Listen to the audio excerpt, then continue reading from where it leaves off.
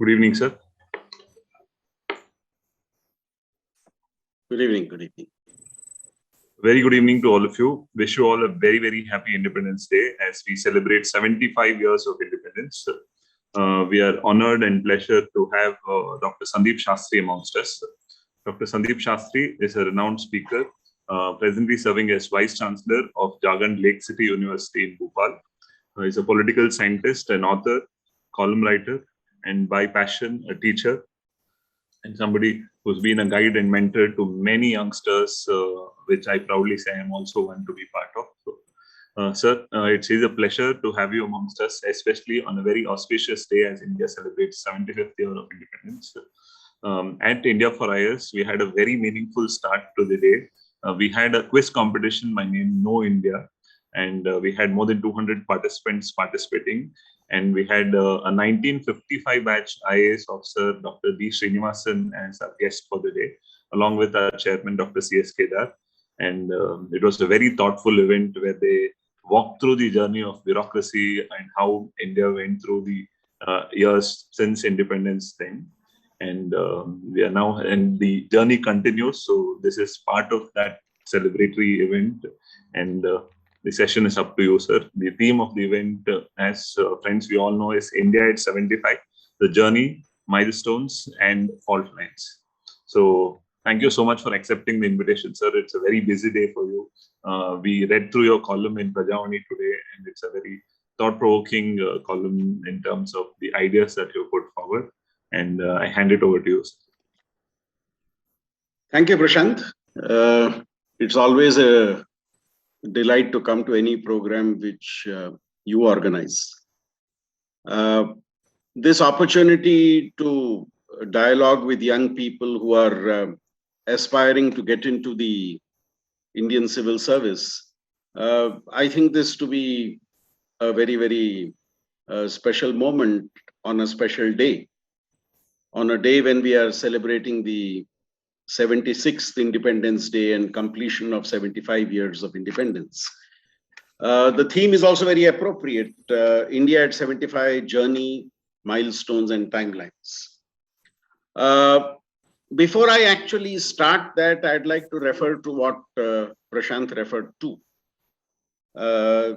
Today's Prajavani carries my Jana Rajakarana column, where I discuss 75 years of independence. Those of us who are not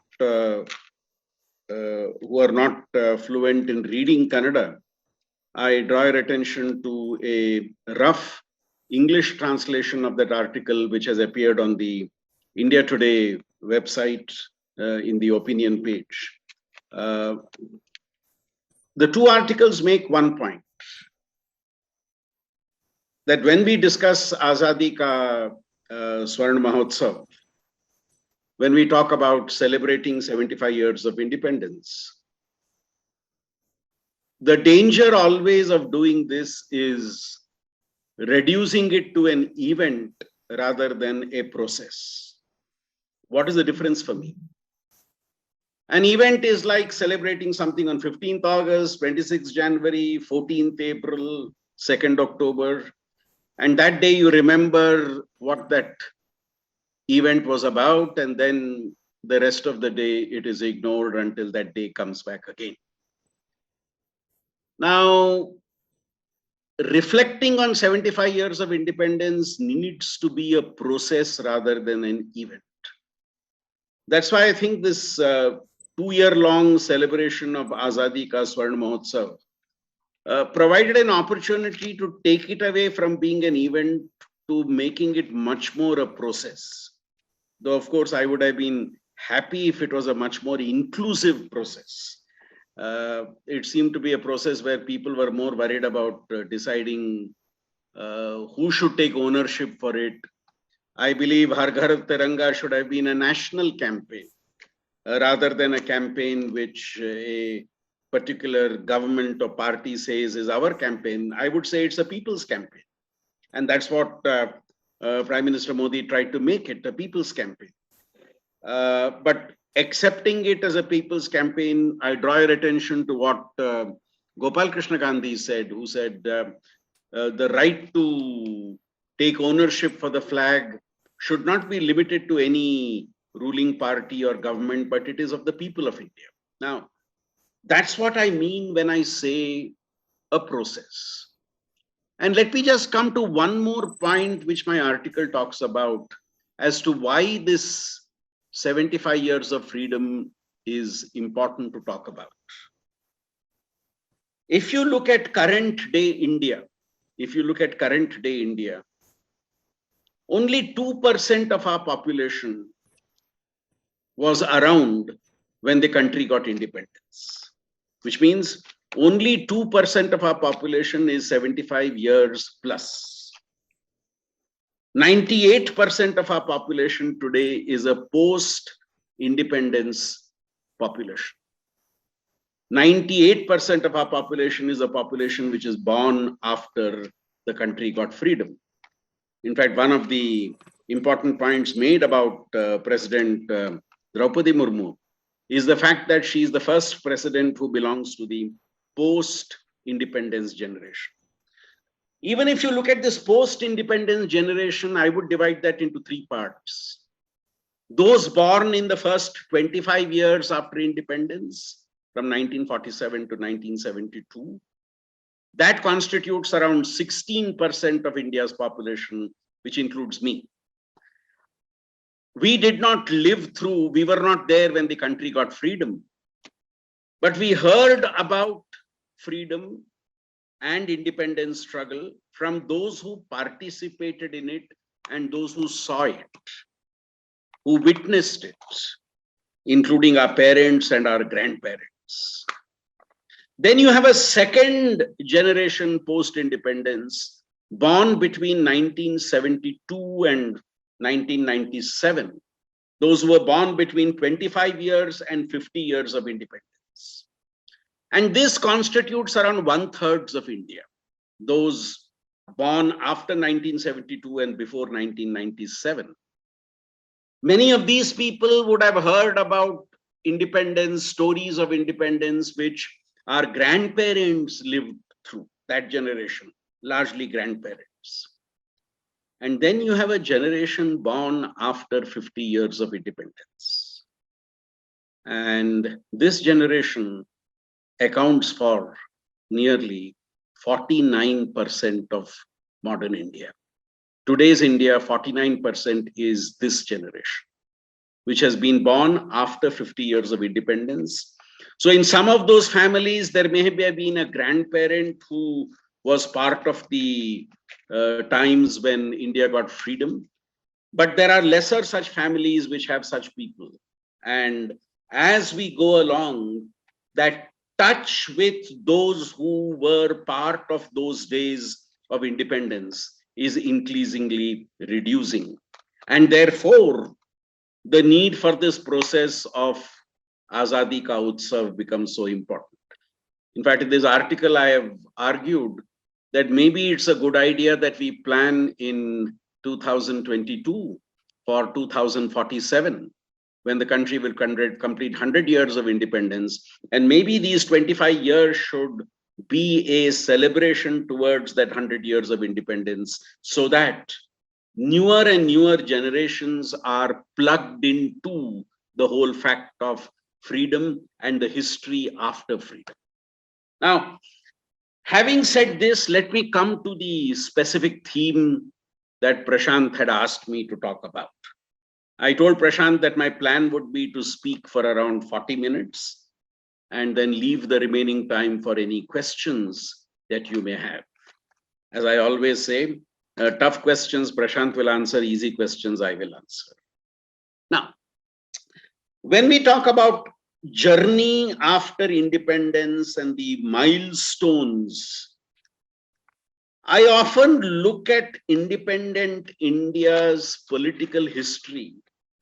I divide it into 5 phases: 1947 to 1967, 1967 to 1977, 1977 to 1989, and 1989 to 2014, and finally 2014 to the present. These 5 phases I talk about, 4 years become important in these 5 phases, to delineate these 5 phases. First year is 1967, second year 1977, third year 1989, and fourth year 2014. And I think these are milestone years in the history of independent India. 1947 to 1967 was, I think, the first 20-year phase where India saw what I would call one-party domination. We had a one-party dominant system. The Congress party was invariably the party in power both at the national level and at the state level. It was uninterrupted in power at the center. And 1967 marks an important departure, because of which we move into the second phase. Because as many of you would have read as students preparing for the civil services, that in 1967, the Congress party was defeated in the state assembly elections in many parts of especially northern India. In fact, in 1968, it was said, if you took a train from Kolkata to Chandigarh, you would not touch an inch of Congress territory. All these areas had non-Congress governments. So 1967 is an important milestone because it ended one-party domination at the state level, but one-party domination at the national level continued. The end of one-party domination in the states resulted in greater competition between political parties at the state level. The center using constitutional provisions, including Article 356 and the governor's office, to try and destabilize governments which were not of the same party which was in power at the center. The second phase ends in 1977, when, for the first time in India's parliamentary history, the Congress party is defeated nationally. In the national elections of 1977, the Janata Party is voted to power. Mrs. Gandhi, who was then the Prime Minister, lost her own constituency, Rai Bareli. I think that was the first and only example of a sitting Prime Minister being defeated. There have been cases of former Prime Ministers being defeated, but this is the first time a sitting Prime Minister and the only time a sitting Prime Minister was defeated. And 1977, in some senses, ended one-party monopoly over central government also, with the Janata government coming to power.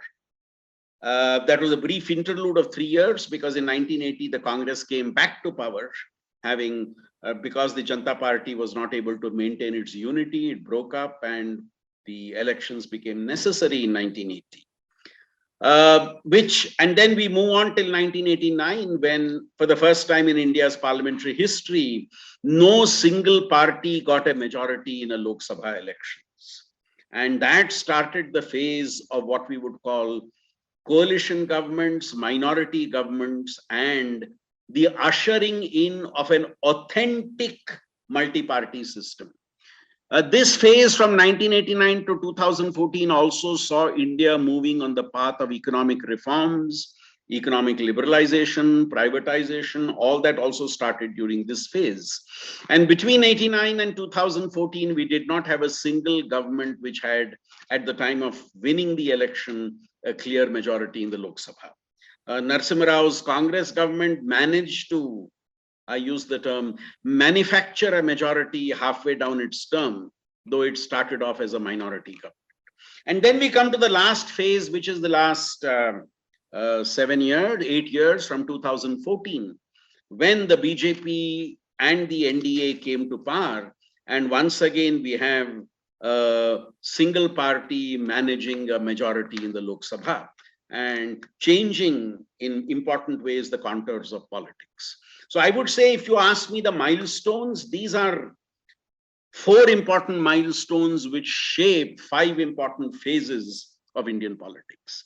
But now coming to the journey and the timelines and the challenges, I would prefer to look at 75 years from the angle of what I would call a political balance sheet. Those of you from a commerce background would know that a balance sheet has both assets and liabilities. And I'm going to look at 75 years, what has been the assets which we have created since independence. And we will also try to focus on what are the potential liabilities that we all collectively face as a nation. I'm going to, for the purpose of discussion, highlight what I would call 5 important assets and 5 important liabilities. 5 assets and 5 liabilities is what I would talk about in the next 20 to 25 minutes. What are the 5 assets that we have accumulated, in my view, in the last 75 years of our independence? Number 1, I think the most important asset we have accumulated over the years is the deepening of the democratic process in this country. What do I mean by the deepening of the democratic process? I mean, compared to 1952, when we had the first elections, to 2019, when we had the last national level elections, one would notice gradually, steadily, but surely the deepening of the democratic process. What do I mean by this?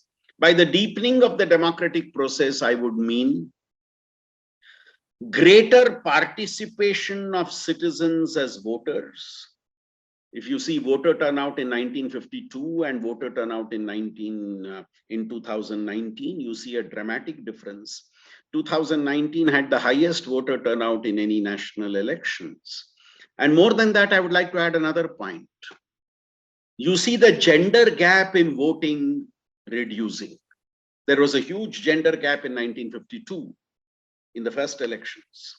But when you come to 2019, that gender gap has greatly narrowed. And in some states of India, in fact, women's voting is much higher than men's voting. If you take the national average, men's voting may be marginally higher than women's voting, but then the difference has dramatically reduced. Now, for me, all these are indicators of what I would call deepening of the democratic process. I will expand on this point a little later when I talk about a more intense political competition, because I think more intense political competition is also a sign of the deepening of the democratic process. So maybe I'll talk about it as part of the first point. If you see elections in India today, no party today or no alliance today has the confidence before the votes are polled and before the votes are counted that we are surely going to win the elections. I think the voter of India has demonstrated a maturity in that sense of keeping political parties on probation, of keeping leaders on probation. And my home state, Karnataka, is the best example for that. After 1985 in Karnataka, we have never voted a ruling party back to power. We have never voted a ruling party back with a majority. In 2004, the Congress may have come back to power with the Janata Dal, but they came back with a much, much reduced majority. In 2018, the Congress may have formed an alliance government with Janata Dal, but the Congress had no majority which it earlier enjoyed. So Karnataka voters have always made this choice of not giving a mandate to a ruling party. Secondly, you will notice the Indian voter has started making the distinction between national elections and state elections. Karnataka was the first to do this when in 1984 December, we gave a huge majority to the Congress party in the Lok Sabha elections. But 3 months later, when the state assembly election was held in 1985 March, we brought back the Janata Party under Ramakrishna Hegde to power with a majority. So Karnataka was the first state to do that. Now, Bihar, Jharkhand, Delhi, all these states seem to be practicing this. Voting for a different party in a national election, voting for a different party in a state assembly election. So for me, this is an important asset, the deepening of the democratic process and the more intense forms of political competition. Let me come to the second asset as I see it. The second asset is what I would call the expanding of the democratic space. What do I mean by this? Hitherto marginalized social groups are becoming increasingly politically empowered. I think this phenomena started in the early 1980s and became categorically visible in the 1990s and the 2000s. What do I mean by this? Social groups caste groups, which did not have an adequate representative in legislative bodies, started coming in larger numbers to the legislature. Linked to this was the fact that you had a new brand of leaders emerging, both at the state level and at the national level, much more at the state level, much less at the national level.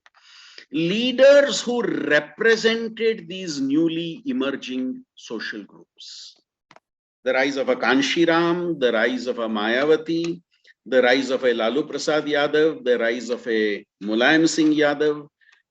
All these leaders in some ways, or in Karnataka, the rise of Devarajars and Siddaramaiah later and Bangarappa in between, or Veerappa Moily, all these leaders' rise represented in important ways the political empowerment of new social groups. Now, this did create its own crisis because the entrenched social groups were not welcoming of this. Politics had a new language. By language, I don't mean English, Kannada, Hindi. I mean the language of these leaders. The idioms that these leaders used, the issues that these leaders put on the forefront, which was often ridiculed by the elite. It was only those who were part of that social group who were able to understand what was it that these leaders were trying to project. So I think this expanding of the democratic space with newer social groups, which earlier did not have a place on the table of power, started emerging as important players. And in a sense, the authentic democratization of the political process began. Which brings me now to my fourth point, which is linked to the, which brings me to my third point, which is linked to the earlier 2 points I made, which is not only did you see deepening of the democratic process and the expanding of the democratic space, you also saw what I would call the emergence of a competitive multi-party system. The phase you saw after 1989, when no single party was able to get a majority. If you look at the composition of the Lok Sabha, you suddenly see the rise in the number of what I would call state-based parties. I do not use the word regional party because I think that is an outdated term. I would prefer the term state-based parties. In fact, I don't use the term national parties and regional parties. I use the term single state parties and multiple state parties, because I think the typology of parties has changed. Certain parties are limited in terms of their electoral presence to one state or just one or two states, whereas certain parties have a much wider national footprint. Going back to the point I was making, if you look at Lok Sabhas after 1991, the number of single state parties which were represented in the Lok Sabha witnessed a dramatic rise. You did not have so much of a rise in the parties which had a all India footprint. Their numbers were one more, one less, nothing significantly different. But when you came to the state-based parties, their numbers saw a huge increase after 1991. And therefore, you see in governments which were formed, coalition governments formed after 1991, you see the increasing presence of these state-based parties, and they playing a major role in national politics. They even determining the formation of coalitions and even the breaking of coalitions. It is these state-based parties which came to play an important role. Which brings me to my penultimate asset, my fourth asset. I have always been arguing, in spite of developments after 2014, I have always been arguing that the real center of Indian politics is no longer the center, but the states of India. It is the states of India which are increasingly defining and deciding the nature of politics. Every state in India has a different electoral verdict. You look at the 5 states of South India, each of the 5 states has a different electoral verdict. And as of now, in the 5 states of South India, each of those 5 states has a different ruling party or a different ruling coalition. Now, this is what I mean by saying the real cut and thrust of politics happens at the state level. The fact that in 2013 December, the BJP decided to appoint its chief minister of Gujarat as their prime ministerial candidate, I think was an important indicator of the states being the center of politics. Never before had any party nominated a sitting chief minister as their prime ministerial candidate before an election campaign. And let's remember, in the 2014 elections, Mr. Modi campaigned as the BJP prime ministerial candidate even as he continued as chief minister of Gujarat. It's only when he had to take oath of office as the prime minister of India did he resign the chief ministership and then move to the center. Now, for me, this is a reflection of states being the center of politics of this country, which for me is a fourth important asset that we see. The fifth and last asset, I think, the visibility of very strong local level, regional level, civil society groups and people's movements. The visibility of people's movements and civil society groups. Civil society groups and people's movements as articulators of citizens' voice.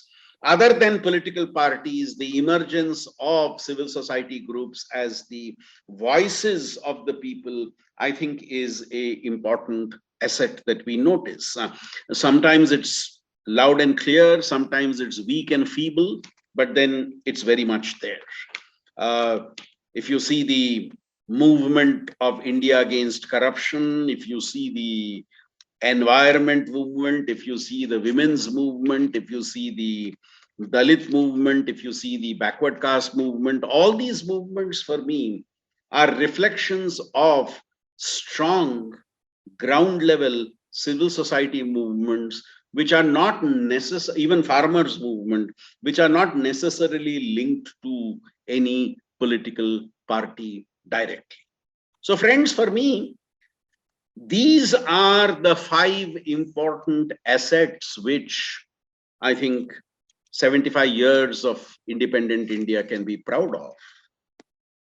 But where are the deficits? Or where are the liabilities? Or where are the challenges? Again, I would identify them in 5 different ways. Challenge number 1, or deficit number 1, I think over these last 75 years, the idea of India being a democracy has become stronger and stronger. In our surveys, when we ask people, should India be a democracy, you will have more than 90%, sometimes as high as 95% people saying yes, very categorically, people saying yes, India should be a democracy. So the idea of democracy seems to have taken firm roots. But if I could use a rhetorical term, the idea of democracy may be strong, but the imagination of democracy is not as strong. While people want India to remain a democracy, if you ask people, what is that imagination of democracy? Here you see that imagination is very shallow and not deep. The idea of democracy is widespread, but it is not deep enough. Most Indians, let me correct that. 4 out of 10 Indians would say in our surveys that according to them, democracy is about welfare and justice. Unlike the West, where democracy is about rights and freedom and rule of law and elections, 4 out of 10 Indians believe that democracy in India is about welfare and justice. This welfare and justice orientation of democracy, I think, reflects this imagination of democracy, which is still not very widespread, but is still held important by a segment of society. I think COVID-19 pandemic proved this very well. In spite of economic reforms, in spite of privatization, in spite of liberalization, state is not just the regulator that people look at. For a large segment of society, the state continues to be a provider and the source of a lot of benefits and welfare they are looking at. So state is not just a regular regulator, but a facilitator and a provider. Now, this I think is something important that we need to bear in mind. The idea of democracy versus the imagination of democracy. Yesterday, I was talking about the attitude and the aspirations of youth in another conference. And a recent youth study that we did, and by youth, I mean those in the age group of 15 to 34. If you look at the youth of this country, 55% of them would prefer a government job. The good news is that this number has come down. 7 years ago, it was 65%, and 12 years ago, it was as high as 70%. It's now come down to 55%. But then more than half the youth in India still look to a government job. So does that mean the state can be only a regulator? Or does it mean that the state is looked at as a provider and a facilitator also? So this is my first challenge. Challenge number 2. We are largely a procedural democracy, but have we transformed that procedural democracy into a substantive democracy? By which I mean, while processes are important, is outcome important? While promises are important, performance is also important. While rhetoric is important, reality is also important. While expectation is important, experience is also important. Do we see a gap? One of the dilemmas or one of the liabilities, I would say, of our democracy is this gap, yawning gap between expectation and performance. What a government expects and how a government performs. Has the Indian voter become cynical that whoever comes to power, we cannot really expect them to fulfill all that they promised? In fact, Delhi Chief Minister said a few years ago that if my government fulfills 30% of our promises, that is enough. People will be satisfied with what we have done. So is there this gap between promise and performance? Is there what, if I could call an economics language term, is there a promise overload and a performance deficit? Do we have too many promises and too little performance? I will not take any name, but just before the 2019 elections, during a discussion, one very, very important political leader told me, I see a bigger chance of winning these elections because people think my intentions are pure. I will say what he said in Hindi. Shastri ji, मुझे समर्थन मिलेगा क्योंकि लोगों को लगता है कि मेरा नियत साफ है.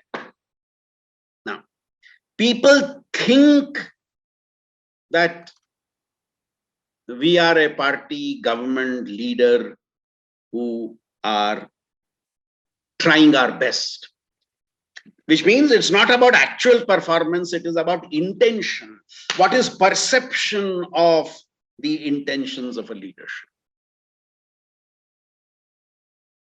So my question is, have we a very low denominator to define success and failure of governments?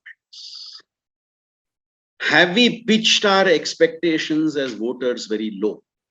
See, this is a dilemma I always have when I study elections. Election after election, people say, what is the most important problem you face? Unemployment, price rise, poverty. Common. Has the government of the day handled it? No. Who will you vote for? They will continue to vote for that government. When they enter the polling booth and look at the EVM, there is another set of issues which help them decide who they want to vote for and not what they consider as the most important problems they face. Now, this is a challenge, and I would say in 75 years, a dilemma of democratic politics that we see in this country. Let me come to my third challenge. Has India become, like many of my friends write, and I also say, has India become an election-only democracy? In the last 75 years, has India become an election-only democracy? Have elections become the only visible site of democracy? Have the other sites of democracy either become very weak or have closed down? This is the question.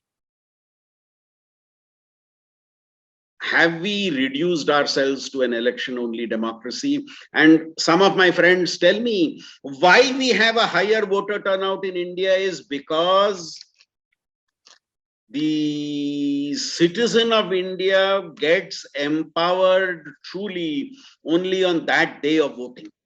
His or her identity as a citizen of India gets reflected in that vote that he or she casts. Now, this would be a very weak democracy if it is only going to be an election-related democracy. My fourth challenge, the fourth liability, which I think, and this liability is increasingly gaining downs today. This is becoming an increasingly deeply polarized society. Today, this gap between we and they, navu mattu avaru, this gap between we and they is becoming clearly crystallized. Nobody is talking about us. Yaru now yellaru a bagge matarta illa. It's you, it's we and they and not us. This polarization seems complete.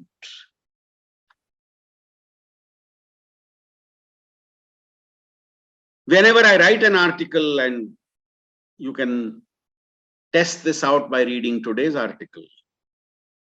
When I write an article, I think that article is a good one if the reader of that article does not think that I am trying to make out a case for a particular political party. I remember 6 months ago when one of my students read my article, she said, "Sir, this is a brilliant article, but I have a problem." I said, "What's your problem?" She said, "Sir, I cannot make out what are your own political views, whom do you support?" I said, if my article does not show that I have succeeded as a political commentator of putting the facts as they are before the people. Correct me if I'm wrong. Today, we are such a polarized society. You already draw a conclusion and then you search for evidence to justify that conclusion. You don't look at evidence and then derive your conclusion. Your conclusion is already drawn, and then you search for data to justify that conclusion that you want to arrive at. I'll give you 2-3 examples for that and then close. When in Maharashtra, the BJP decided that we will make the Shiv Sena faction leader as the chief minister and we will accept deputy chief ministership. I wrote extensively on that as to how it was a very clear, clever and strategic move of the alliance. And I gave reasons for that. The supporters of the BJP were very upset with my article because they said, look at the injustice that has happened to Fadnavis. And they were not willing to read my argument as to why ultimately Fadnavis fell in line. Now, when the good days are coming slogan became popular, I could make out the stand which people took as to whether they saw good days of coming. After saying good days are coming, they put an exclamation mark or they put a question mark.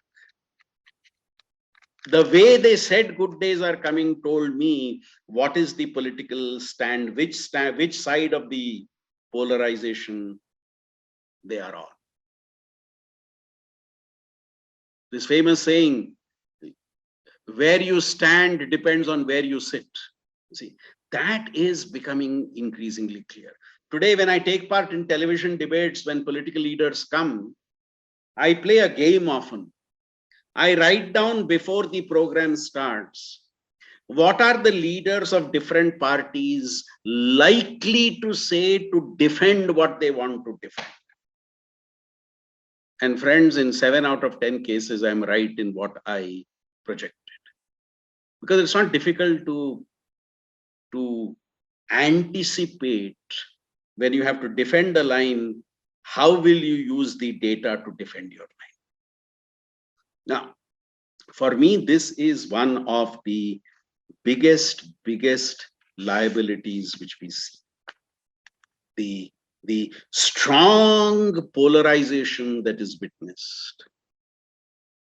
I won't mention the name of the channel, but there was a channel which I used to go a lot on. And before the program started, the channel used to ask me, sir, what is your view on the issue we are discussing? And I used to very innocently tell them. And then to my shock, I realized that when the program started, every panelist was put in one of two boxes, for or against. And I remember in one program, I was put in the against box. And when I started speaking, I very clearly was in favor of the issue that was being discussed. And then the TV producers had a problem. How do we move him from the left to the right now? Because he's now for, he's not against. Now, this is what I meant by polarization. You put people in boxes and they remain in those boxes. Now, I think this is, now, for inclusiveness in this society, this becomes a huge challenge. Which brings me to my last point.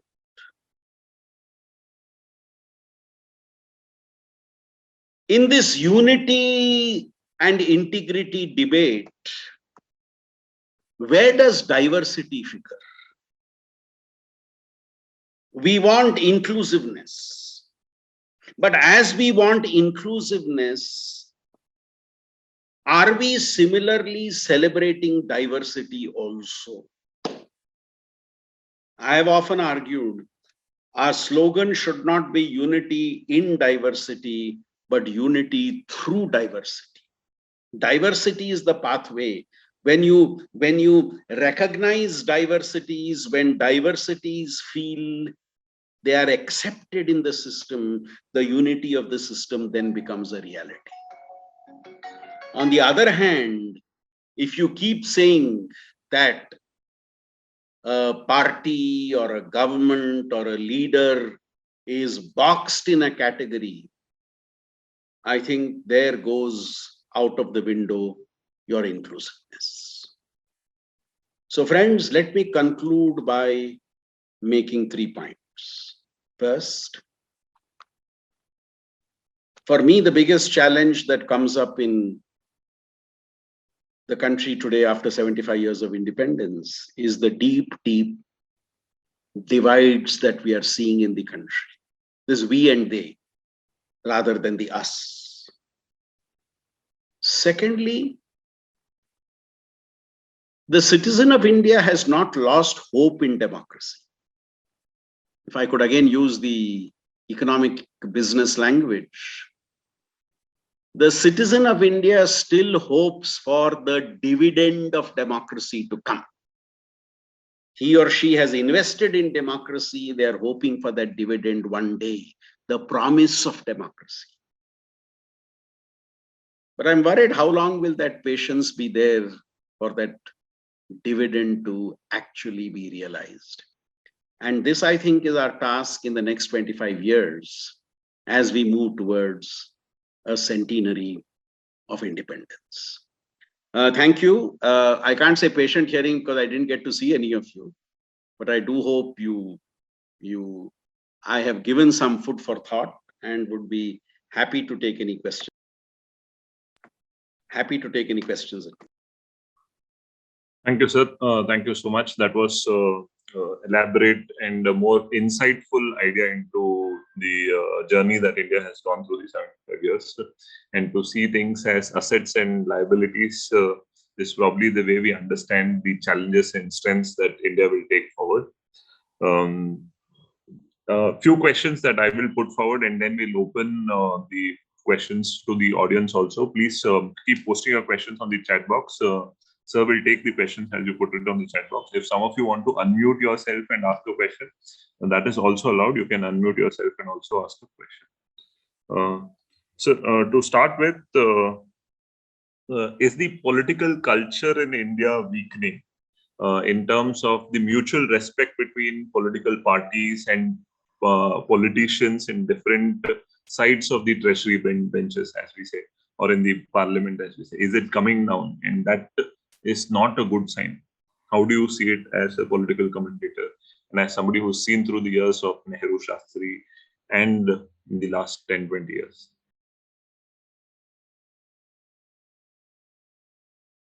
Prashant, this is a great question.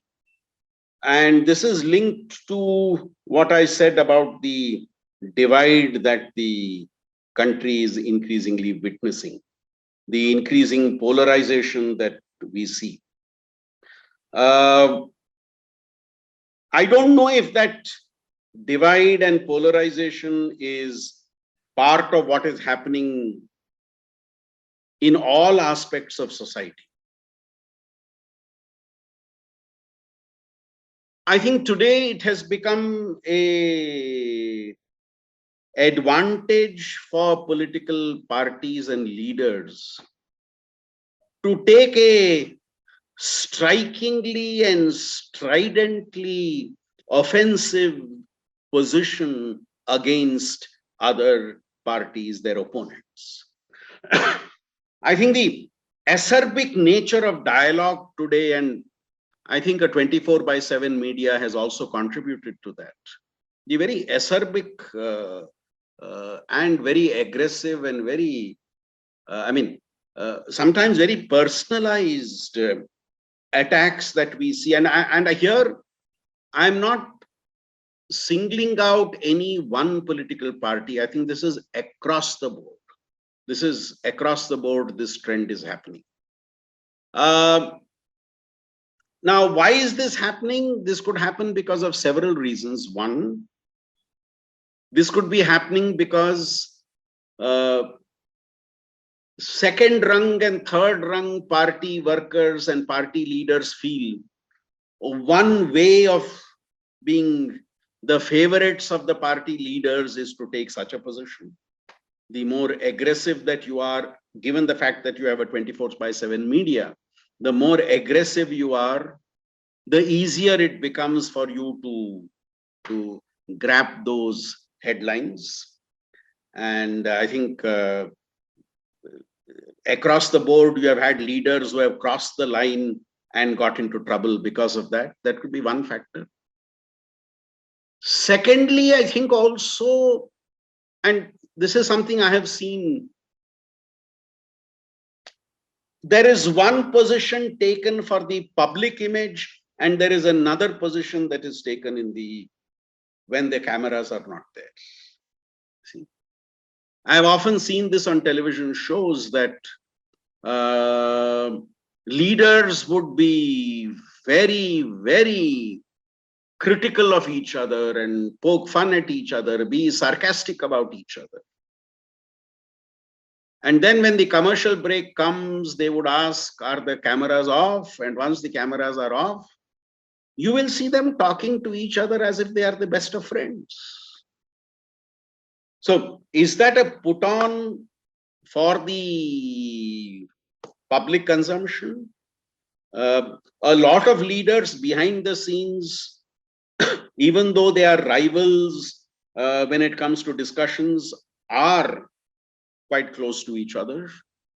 Though sometimes that rivalry becomes so intense that it also comes in as an aberration in the individual relationship between the leaders. We have seen in the past leaders, though they may be across the political spectrum, they reached out to each other when the situation so demanded. If you look at the equations between Narasimha Rao, Chandrasekhar, and Vajpayee, Vajpayee was sent to represent India at an international conference in Geneva when he was the leader of the opposition, sent by Narasimha Rao. Similarly, Narasimha Rao made use of leaders, similarly, Vajpayee made use of leaders of other political parties to be able to take forward a agenda outside the country. You did have this in earlier times also. People say Nehru and Minu Masani, whenever Parliament was in session, used to have breakfast together and then get into their cars, and one would get into Parliament from one door and the other from the other door, and there they would start their debate on the floor of the House. Once I believe Minu Masani told Nehru that I think we should stop this breakfast meeting because people should not think that the dialogue we are having on the floor of the House is an artificial one. And Nehru's response was, as long as that dialogue on the floor of the House is not impacted by the fact that we meet together, let that continue, and it continued. So yes, you're right. There are, I think, silos being created, and I would to a certain extent blame our 24/7 media, which encourages that division to happen, to encourage that acerbic way of putting things to happen. Now, and I think at the end of the day, I have seen political leaders from across the spectrum who participate in debates with great dignity and great decorum and great restraint. And it's always so enjoyable to watch them, irrespective of which side of the political spectrum they are on. Unfortunately, those numbers are reducing. But Prashant, my question is, do not your politicians and this divisiveness that they express a representation of what is happening in society also? Are we also not becoming an increasingly divided society? Are we also not becoming in each of our professions increasingly divided in the way we look at things? Whether we are lawyers, whether we are engineers, whether we are doctors, whether we are teachers, whether we are students, are there not invisible walls that come in between, and the way dialogues happen often are not very, very cordial and not very, very comfortable. So in a sense, what our politicians do is a reflection of what is there in society. That would be my response to your question, Prashant. Yes, sir. We have one question online, sir, Ravi, and we'll take that question. Further, I have a question.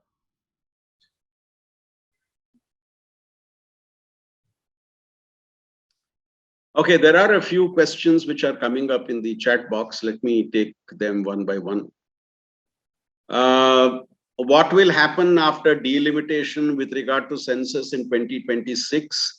Does South India states lose their voice or state at center politics? Now, many of you will know that in the last round of delimitation itself, there was a discussion as to whether the number of seats in the Lok Sabha should be redistributed based on population. And if it had happened at that point of time, South India and West India would have lost certain seats to North India. Now, an issue which has not been resolved for 25 years, I'm not too sure can be resolved after 50 years. After the 2021 census, after that, when you have a next delimitation commission, and when you have that delimitation commission submitting its report, do you think they could take action on something which by then would have been nearly half a century old? We struck a compromise last time, which is, we said, the number of seats in the Lok Sabha will remain the same for every state, though we will redraw the boundaries of the constituencies within a state. So Karnataka continued with its 28 seats, though the borders of the 28 seats changed. and urban areas got more seats as compared to rural areas because of the population. Bangalore, which earlier had 2 seats, got 3 seats now that can happen. I would believe that even when you do the next round of delimitation, it would be politically explosive to do that delimitation exclusively on population. You may have to freeze the numbers in every state. And even if you increase the number of Lok Sabha seats in percentage terms, I think the proportion of every state would have to remain the same until such time as the impact of the reduction in the rise of population stabilizes across the country. In South India and West India, that stabilized sometime in the 1990s. In a lot of North India, it is happening now. That stabilizing is happening now. So the impact of that would be seen after 20 years. So my own sense is till then, they would continue to keep this freeze of how many seats a state has and redistribute the population within a state, because I think it would be something politically explosive to handle otherwise. That would be my response to that question on what would be the impact of any redistribution of seats. Now,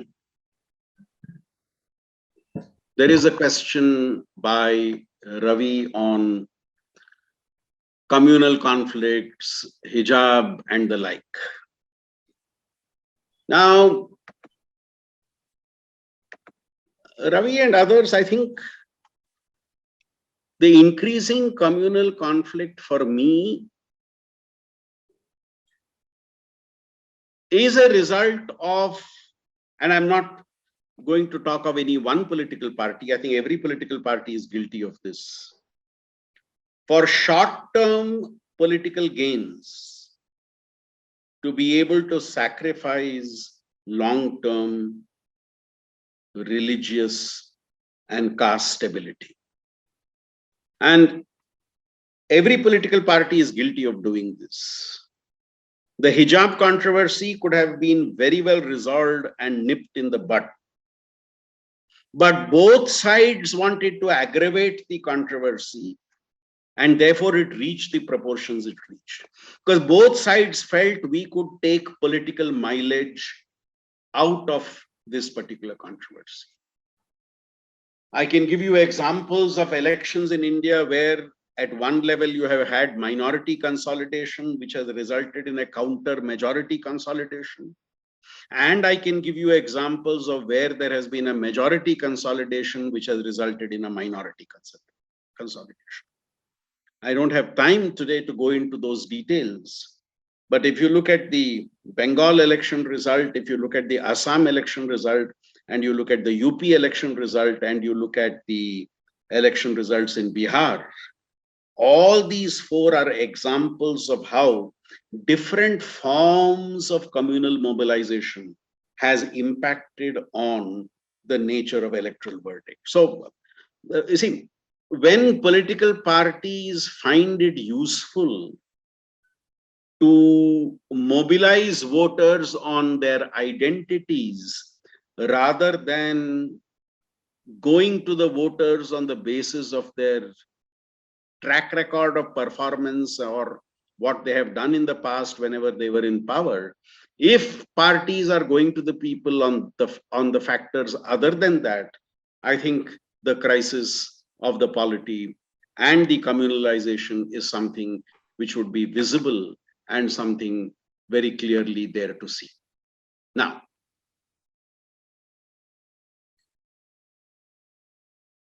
sir, taking ahead Suraksha's question in terms of cynical view about politicians and as a nation, what would we like to elect better people? I will add another question to the same idea, continuing Suraksha's question. Can youth still see politics as a viable space for meaningful participation, active electoral politics, or also other than that? Suraksha, I'm going to be blunt in my answer to this. This cynicism about politics is more among the middle class. I don't see that cynicism among the poorer sections of society. It is much more in the middle class, the upper middle class, and the rich. And why are they cynical? Middle class. They have this approach to politics, which my friend Yogendra Yadav says is an attitude of, I love democracy, but I hate politics. See, a very sanitized view of democracy. Now, I ask these people, if you love politics, if you love democracy, how can you hate politics? And Suraksha, is not politics a larger reflection or a mirror of society? If there is more deviation happening in politics, it's because deviations are happening everywhere. And which are the sections of society which are not playing their role as voters in this country? It's the middle class, the upper middle class, and the rich. If you look at Karnataka, which is the district which the lowest voter turnout since 1983 in all elections. I'm not talking of 1 year or 2 years. I'm talking of 39 years. The district with the lowest voter turnout is Bangalore City, not Kalburgi, sorry, Bangalore City district. Bangalore City district has the lowest voter turnout. And this is the district with the most middle class, educated sections of society.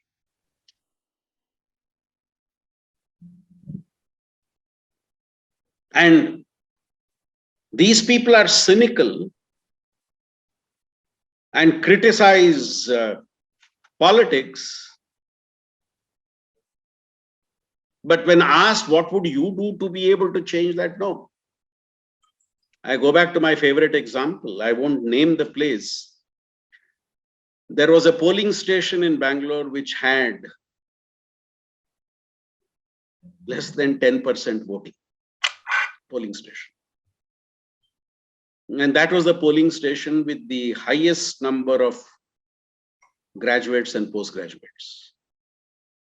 My students did a survey in that area to check with people as to why they did not vote. And the common response was, why should we vote? Everybody is corrupt. Nobody is capable. And then we asked them another question. Yeah, everybody is corrupt, nobody is capable. Who are the candidates in your constituency? I don't know who the candidates are, but everybody is corrupt. Which means you have no benefit to gain from the political process because you have, as a middle class and upper class, you have the resources and influence to get your problem solved. And therefore, you do not require the political process to solve your problem. And therefore, you are cynical about the political process. You complain against corruption in politics, whereas if you have to be part of that corruption in politics, you will say that's okay, at personal level, it's okay. Now, that is the point I'm trying to make.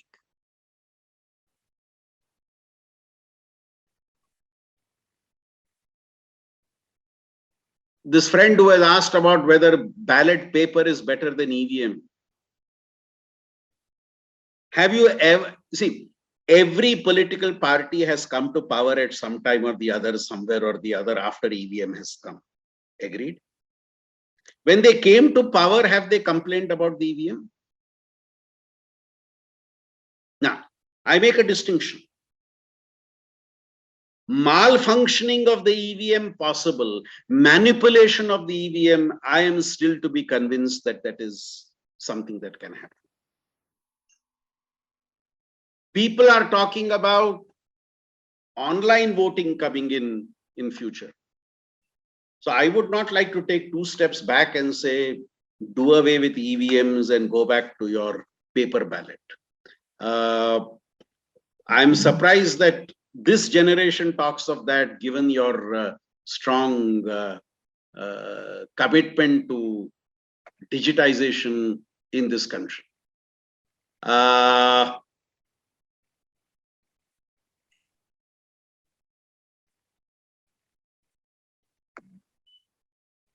There is this question on the governors.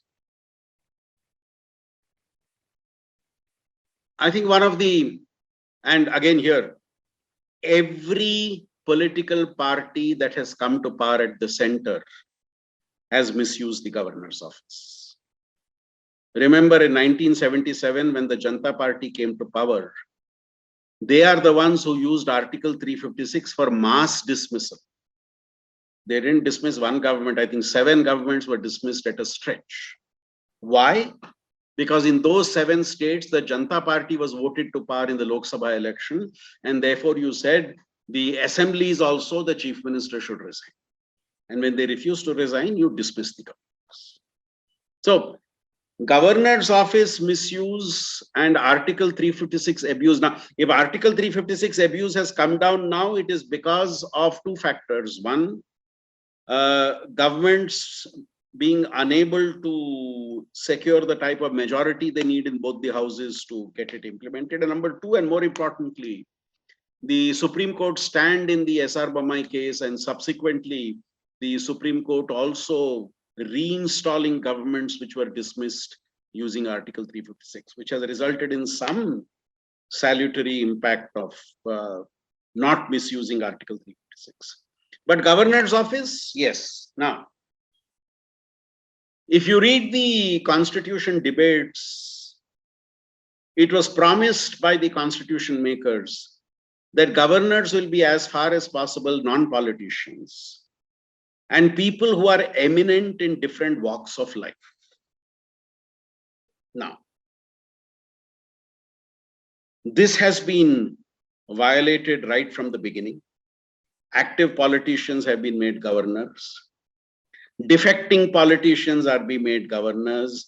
Defeated politicians are accommodated as governors. And especially when 2 different parties are in power at the center and the state, governorship is always used as a position to be able to politically destabilize the government in the state. And as I said, this has been done by every political party which has come to power at the center, be it the BJP, be it the Congress, be it the Janata Dal, be it the United Front, be it the United Front government and the VP Singh's government. What front was that called? National Front. All these governments are guilty. Chandrasekhar's government, all of them are guilty of having misused the governor's office. So, do we do away with the office? I don't think so. Parliamentary system requires this position. I think we need the sagacity of a leadership which does not get tempted to use the governor's office to deal with a rival political party. When do we reach that maturity in politics? I don't know. But until that happens, I think the governor's office will continue to be a major irritant in the process. So one question on the larger space. Is weaker opposition a bigger worry than a strong government in the current day? And with the strong government in place, is there a declining or diminishing space for institutions which are supposed to keep the democracy very organic? Historically, in parliamentary systems of government, a large majority often has led to complacency in the ruling party and the ruling coalition. The fact that you have a large majority allows power to go to the head and results in some senses, the derailing of political processes. Again, I could quote several examples for this. I could quote Rajiv Gandhi's assuming prime ministership in 1984 with a very brute majority in the Lok Sabha, a majority which nobody had before and nobody had afterwards. But what happened with that majority? They had a 3/4 majority in the Lok Sabha. 5 years of Congress government, 84 to 89. Today, when you look back after 30 years, there was nothing really significant in terms of departure from the past that government did with that brute majority. In Karnataka, we often say when the Janata Party was in power, the best Janata government was 1983 to 1985. When Ramakrishna Hegde was leading a minority government. All your iconic legislation, Panchayati Raj legislation, other legislations were all passed during that time. Once the Janata Party got a clear majority in 1985, the decline of the government began. So I think there are innumerable examples to show that a brute majority often is a brute majority which is not taken care of can often result in a government going astray. In discussions, I've always said when a government has a brute majority, a section within the ruling party should act like the opposition and play the role of an opposition so that the government is on its toes. But unfortunately, our non-democratic nature of our party systems does not allow that to happen. The absence of internal democracy within political parties does not allow that to happen. I've also believed that whenever you have a weaker opposition in the legislature, you have a stronger protest on the streets. Because somewhere that opposition needs to find a space to be able to do its job. When it does not have that space within the floor of the house, they would then prefer to take the streets to be able to exercise that right. That's why you will know traditionally in the UK, the Prime Minister is called Her Majesty's Prime Minister. And the leader of the opposition is called Her Majesty's Leader of the Opposition. Both are Her Majesties. That in a parliamentary system, the opposition has a legitimate role to play, a legitimate space. That's why you all would know that when a party has at least 10% of members in the Lok Sabha and is an opposition party, at least with 10% members, its leader is given the official status of leader of the opposition, and that leader of the opposition has the rank of a cabinet minister. Now, that is the reason why in a parliamentary system, the opposition is given so much of importance and so much of space. That is something which we are not seeing happening today. More to a structural question, sir, in terms of the structure that India has seen. Initially, the segregation of states was on linguistic basis, and then many new state formation happened on an administrative ease basis. Does India need more small states, if not for political convenience, at least for an administrative ease, since we have still larger states that are existing? Prashant, I think the jury is still out on this. Some of the small states in India have been administered much better. But there are also examples of small states in India which have not had the best of administrations. So merely the fact of a small size of a state does not automatically imply that it will have a better and more effective administration. Now, does that mean that the 28 state limit is okay? No. I think we need to have more states. But I think we need to have a very clear rationale for the creation of states.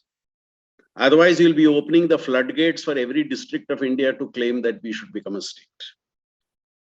So I think there has to be a very well calibrated move on creating new states, or what some people would call the gatekeeping operations to legitimize the demand for a state have to be very, very visible. Also notice that all the the recent states created, be it Chhattisgarh, be it Jharkhand, be it Uttarakhand, be it Telangana, all these states were created as a result of very, very long drawn movements. And I think as time goes on, the demand for Vidarbha, the demand for Marathwada, the demand in Uttar Pradesh for the bifurcation of the state, I think is going to gain momentum and visibility as you move forward. But again, as I said, how do you do that gatekeeping operations to decide which are the legitimate and which are the not so legitimate demands? You would notice in India, we have had 3 phases in state creation. The first phase was language-based state creation. The second phase was using ethnicity as a basis of state creation. And that's how you had all the states of the Northeast being created, and states like Chhattisgarh, Uttaranchal, and Uttaranchal and Jharkhand being created. And then you have a third phase, and Telangana represents that phase, where you started off with one's language, many states, and you brought in the economic criteria. That Telangana historically has been economically backward, and the fact that if you go to pre-independence days, Telangana was part of the Nizam's territory, whereas the rest of Andhra was mostly part of the Madras presidency. And therefore, the Andhra part saw greater development as compared to the Telangana part, and even after independence, Telangana remained backward. So I think the economic factor as being the driver of creating new states has been seen with Telangana. And as you move forward, I would not be surprised if legitimization of some demands happen as we move forward. But then I think the jury is still out on whether simply the fact of a small state makes it administratively more viable and more efficient. I don't think there is empirical evidence to clearly demonstrate that point. Very hypothetically, sir, though not a right time, the demand that Karnataka has to be going to 2 parts of North and South, is it viable or is it a valid demand on a development ground basis? Again, I think there is still a lot being said about this, that is the North Karnataka backwardness more because of lack of investment of resources, or because of more of misuse of resources? There are a lot of people who are persuaded that the second argument is correct. And let's also remember that in the politics of Karnataka, North Karnataka has always had a much stronger voice in determining the course of politics as compared to the old Mysore region. I have shown in my studies as to how any party is able to become a viable ruling party only when it does well in Northern Karnataka. So I think the argument about Northern Karnataka being neglected, I think needs deeper study, because you have had prominent leaders from Northern Karnataka, you have had prominent resource allocation to Northern Karnataka, but then the question comes up, why is it that the development of that region has not happened? Prashant, I'd like to take one question which has come here, which Rohit has asked. What gives politicians such power over any citizen and civil servants? It's only the police which is giving them power as it is in the state list. Can we ask them to give up police and make it an independent body? My straight answer to your question is no. The police cannot be an independent body. The police is very much an integral part of the administration. Now,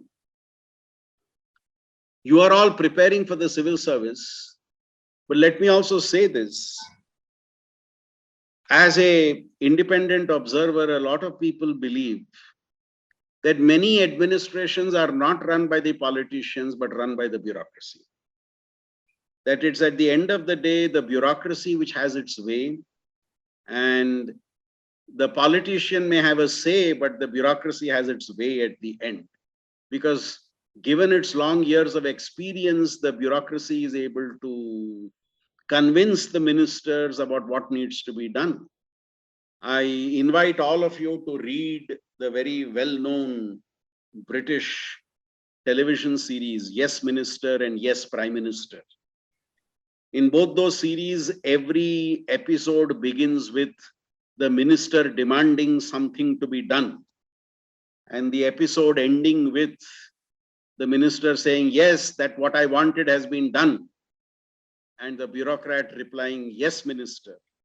But if you see the entire chain of events, the minister finally landed up asking for what the bureaucrat wanted done.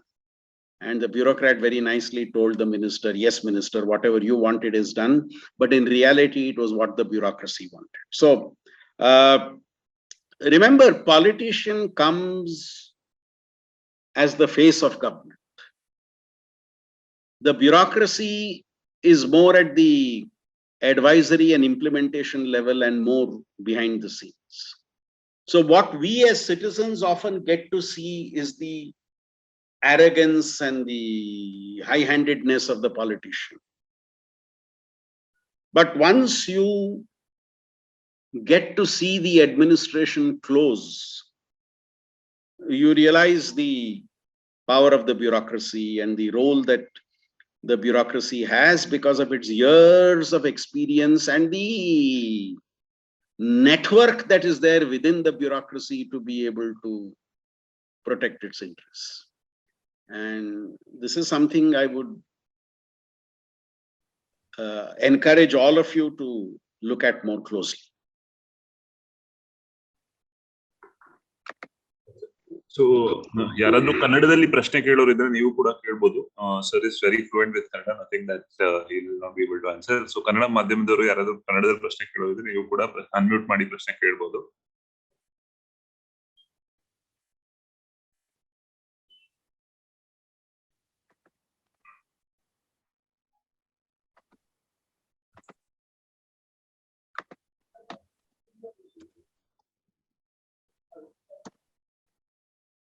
Probably we'll take this question which says, how do we find the balance between constitutional morality and social morality?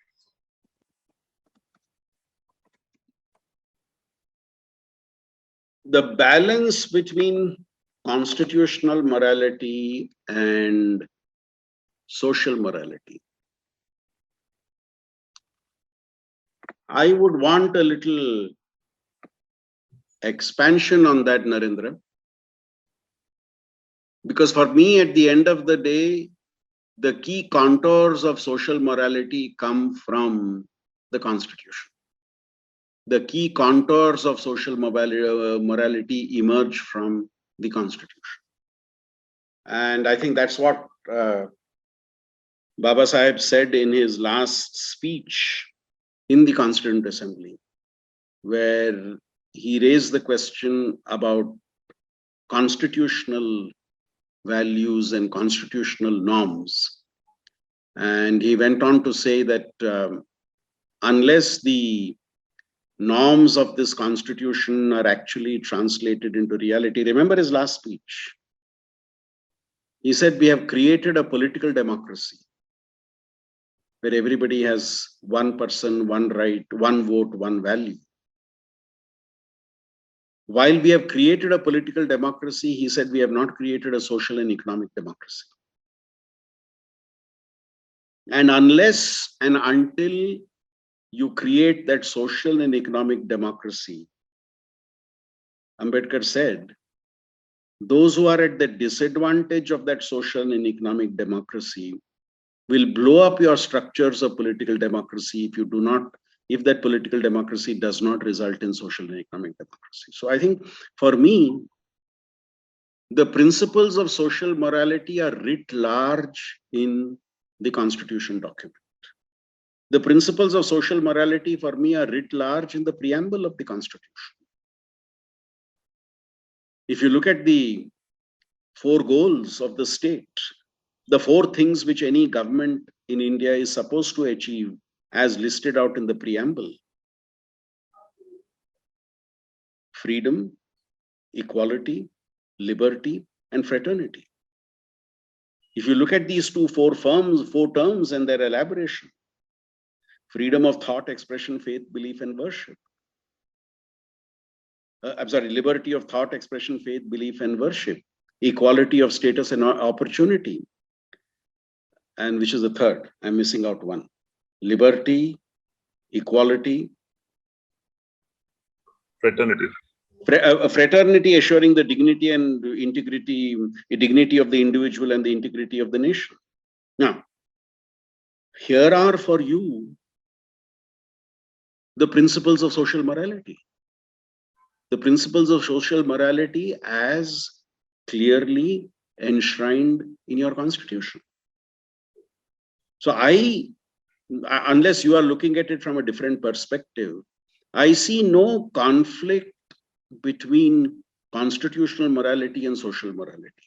I think social morality for me is something that is reflected in constitutional morality, unless somebody specifically tries to manipulate constitutional morality to mean something particular.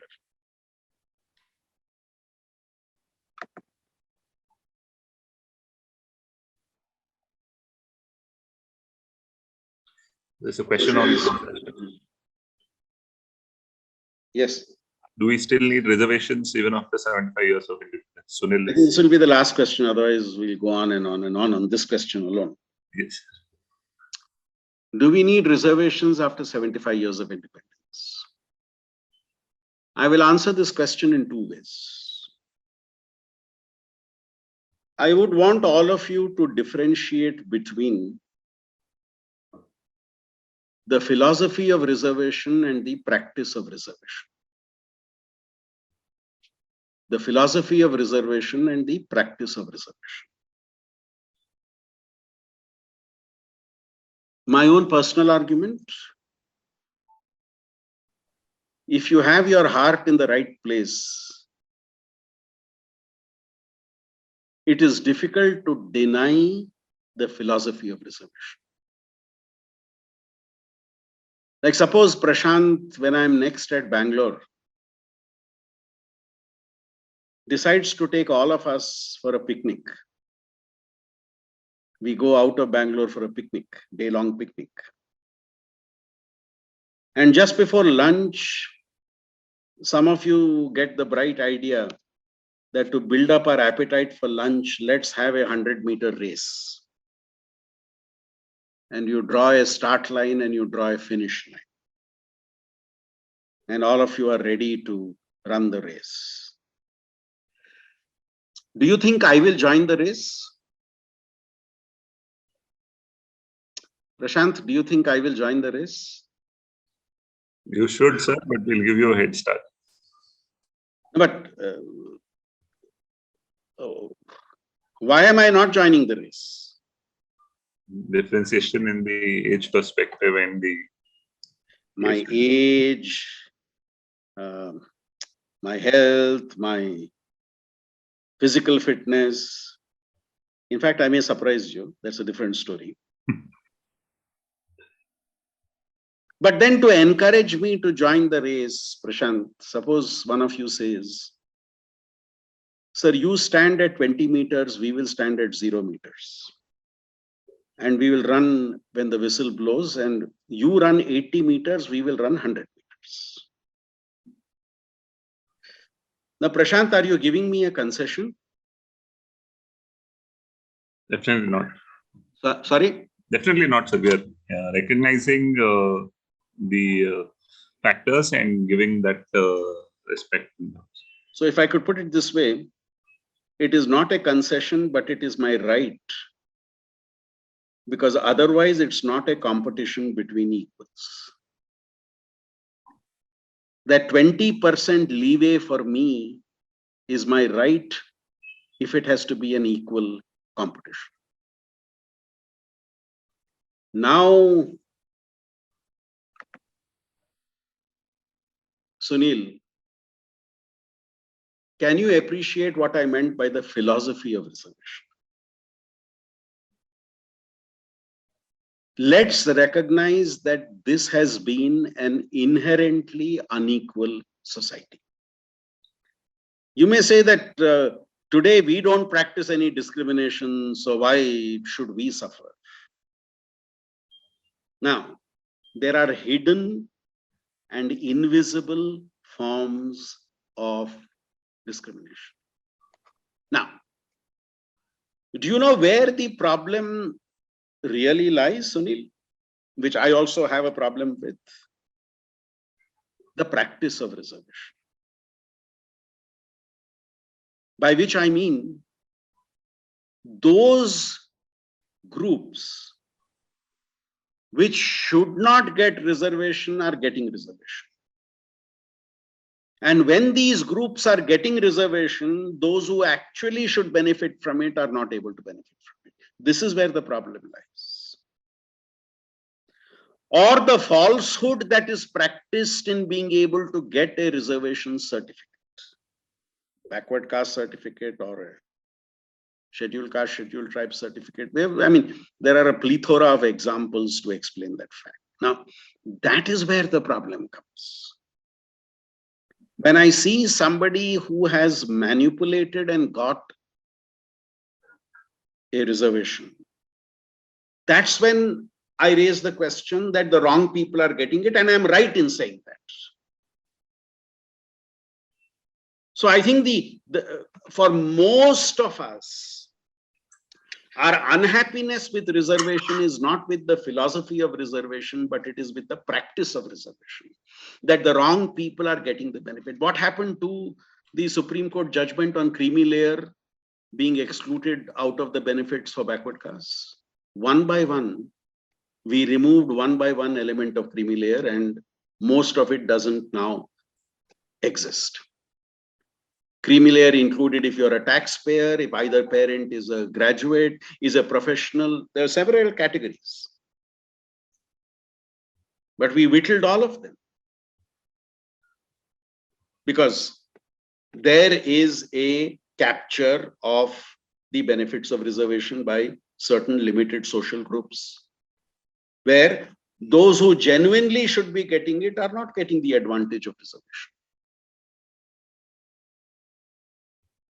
Last question, how do we stop corruption? You cannot stop corruption in politics unless you stop corruption in society.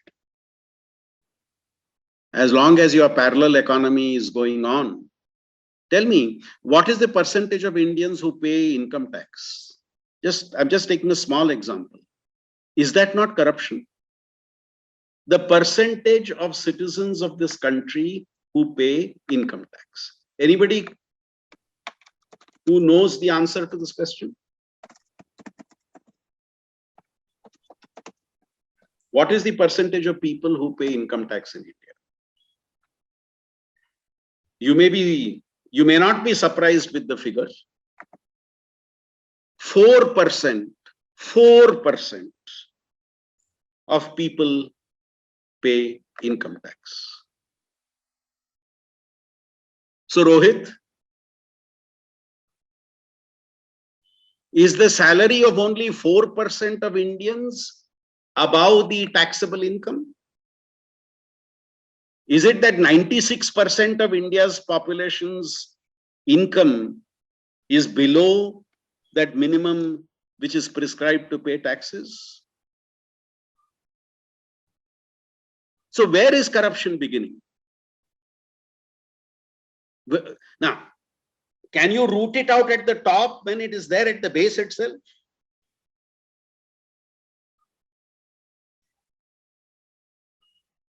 Would you say unethical practices are something only in politics?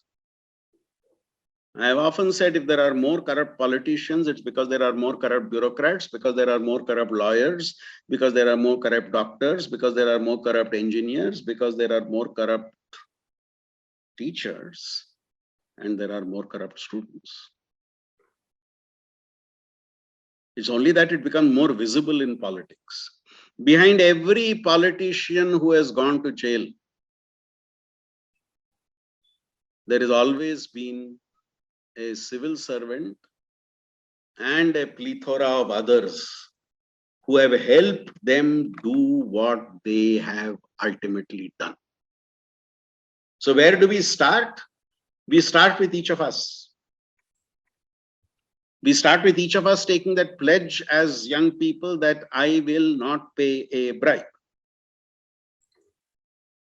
It's a very meaningful note to conclude a session with Dr. Shastri is never complete without taking a prediction for the politics ahead.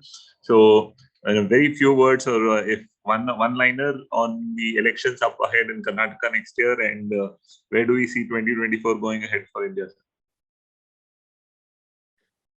Both are too early to say.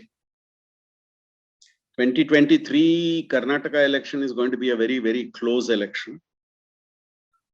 And I think the upper hand will be for the one who is able to maintain the unity of that party much better. I think for me, it's a fight between the BJP and the Congress, with the Janata Dal being a distant third. And between the BJP and the Congress, the one who does better, I think, would be the one who is able to maintain their party unity at the ground level much stronger. 2024, I think there is clearly an advantage for the BJP, unmindful of what is happening in Bihar. There is an advantage for the BJP. But 2 years is a long time in politics. Remember, in 2018, a lot of people were writing that the signs of anti-incumbency have come in with regard to the government. The first signs of anti-incumbency were seen in 2017 and then was more dramatically seen in 2018. But come March 2019, everything changes. Balakot and the rest totally changes the way in which the government was seen. So the BJP seems to have an advantage as of now. Now, if something dramatic happens in the next 1.5 to 2 years, I think there would be a change. But otherwise, the ruling party seems to be having an advantage. But as I said, 2 years is a long time in politics. Thank you, sir. Thank you so much. It was indeed a very insightful and very engrossing session. As always, the issues that we discuss will always have a little more that will be left behind. And that's the nature of the discussion that we have and topics that we have. And wishing you once again a very happy Independence Day and for the great years to come for the nation that we are part of. So thank you so much, sir, for making time out on a very important day and for in between that important position that you hold. And we wish to hear you. And I always wish that once you are in Bangalore, sometime we have a face-to-face offline session where we can meet with the students and have indirect interaction also. Sure. Then everybody take care and all the best in your preparation for the civil service exams. Thank you, sir. Thank you so much to all the audience. Very happy Independence Day to all of you. And we wish this day marks the beginning of a great time coming ahead, and we pledge to make our nation better and better as we move. Thank you. Goodbye and good night. Thank you so much, sir.